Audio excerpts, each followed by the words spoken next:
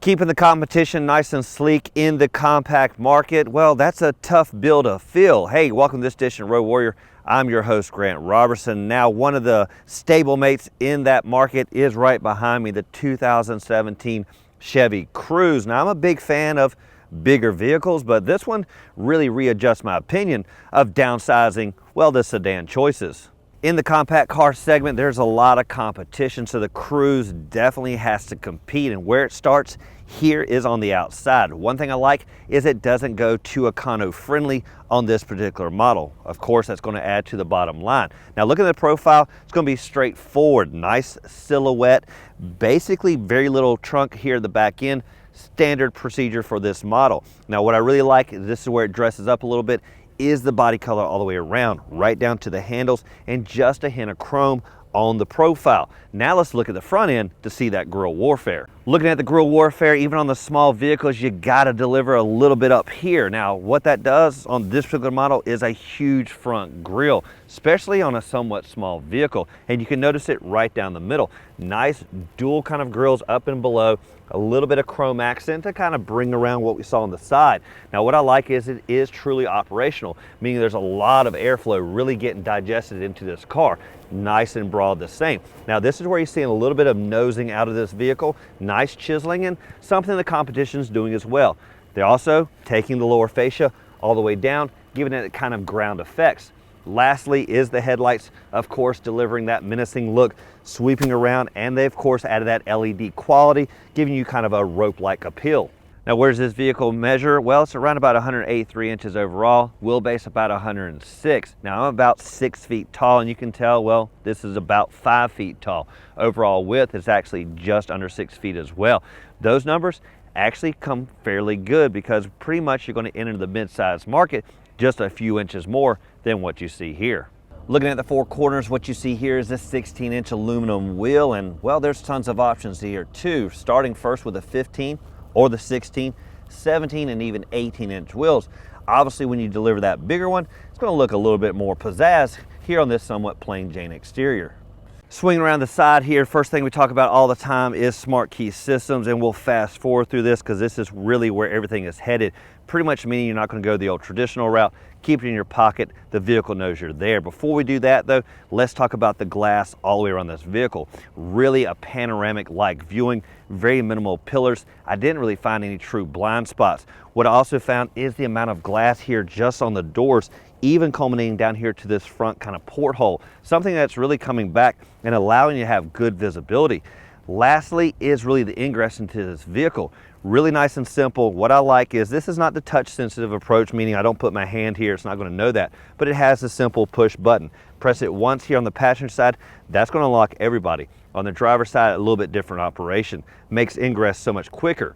Security on a vehicle also culminates here at the back end when it comes to the fill up here on the passenger side. Now this, again, a Econo-like car, I get it. There is no security, it doesn't lock at all. Instead, it just opens right up. What you're also going to find is a good old cap system, and what I prefer is to go capless, something that's eventually going to get there. One big surprise in this vehicle is really here at the business end, the cargo area, because this, well, seems so much bigger than I realized. Now, for starters, this is the LT, the top of the line option. There is a Premier as well, and that's one thing to note because on this model, it is a cubic foot less than the base models, really around about 14 cubic feet on this model, 15 for the others. Now, first off, before we dive in that, let's talk about safety. A small vehicle like this doesn't need really backup sensors, but it does need the backup camera, and it does come with that. Now, climbing inside, one thing to note about the key fob is there is a nice hatch release. You simply tap it twice, it'll open right up. You also have the electronic release here as well, but let's try the remote. Now, once it pops open, what you're going to find is a good old cavernous area. Again, the opening is somewhat small, but once you dive inside, you can really throw a lot of items in there. When you crank the engine, it may sound somewhat like a sewing machine, but well, there's actually a 4-cylinder under there. Now, before you get there, one thing to note, this is not going to have any assist when you lift this, and instead the good old muscle power. Now, what you'll see under here once you open it up is a 1.4 liter inline 4-cylinder engine. That's going to deliver around about 153 horses and 177 foot-pounds of torque. Oh, I forgot to mention, it does come with a turbocharger. A lot of times you want to start in the front of the vehicle because that's where you're going to spend most of your time, but it doesn't hurt to, well, feel what the backseat driver is going to feel like. Now, when you get in a compact vehicle, especially being 6 foot tall, sometimes, well, it's tough fit. Well, in this case, not too shabby. Now, what you're going to notice back here, standard bench styling, a little bit of a feel on the left and right with a little bit of indent, a little hump in the middle. Now, as for legroom numbers, around about 36 inches, and for even my stature, it's actually fairly comfortable. One thing you'll notice though is the headroom is a little bit tight, specifically with that silhouette coming in a little bit too close, but otherwise, it's got decent comfort. One thing to take comfort to the next level is always elbow support, and it starts right here at the center console. One thing I truly like is that it is elevated. Sometimes in econo cars, they'll just flop it there on the bottom cushion. Not here, nice and high. I also like that the dual cup holders are built right here as well. On this particular model, first thing you'll notice is the gray on gray type of interior, and I dig that because when you go econo-like, you don't want to try to bling it out too much and look, well, somewhat cheap. Now, again, the legroom numbers up here, fairly decent, around about 42 inches, really allowing me to stretch out quite a lot. Now, with that extra legroom up here, you can creep forward just a little bit. That will add some added comfort, but again, across the board, pretty darn comfortable, and again, elbow support wherever you need it.